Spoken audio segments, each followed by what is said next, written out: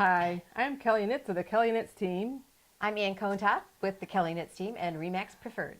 And we're going to be continuing on with our series of videos about the offer to purchase, the residential real estate offer to purchase. And this is segment number 3. If you want to refer to number 2, up in the corner there, just click that little eye up there for more information. And segment you can number 2. Refer to segment number 2.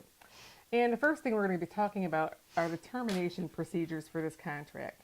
So when you have your inspection, and if you find something faulty that would cause you to not want to purchase the home anymore, then you follow the termination procedure, which is spelled out clearly. You have to do it within a time frame that is set forth in the inspection period. So you just have to watch your dates and times and make sure you get everything in within time, all of your inspections done within the time frame necessary so that you can obey this offer to purchase, which is a legal document that you'll be signing and are bound to. So just make sure you follow the rules with that.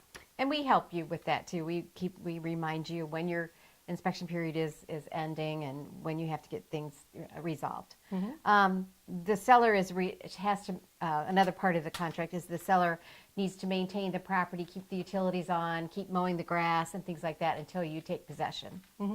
And so, many times in other parts of the country, possession is at closing, but here, if you're in the house, if the seller's in the house for 30 days after closing, the utilities will be in their name up until possession. You take possession, then you call the utility companies and have them put into your name. So there will never be a time, or there should not ever be a time when the utilities are shut off, because it can be costly to the buyer to reestablish service for the house. So you want to make sure there are no turn-offs involved. Right, and there's another provision in here, which is a newer provision.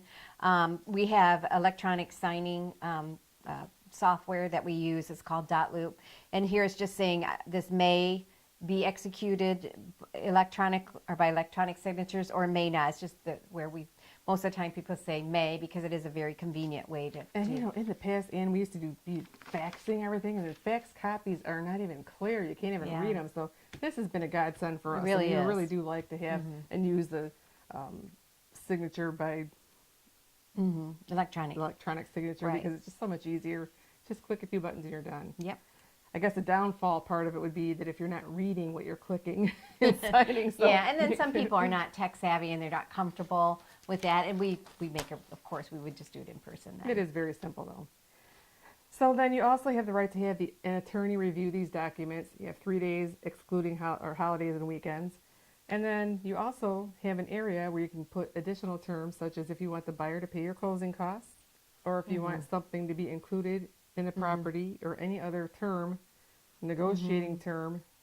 Or if, for example, the house that you're buying, the sellers did not have their residential property disclosures online, so you can make it subject to your satisfactory review of those. Just things to help protect you. This just gives you extra. Or the review of condo docs, or deed restrictions, or whatever you need to HOA regulations. Yep.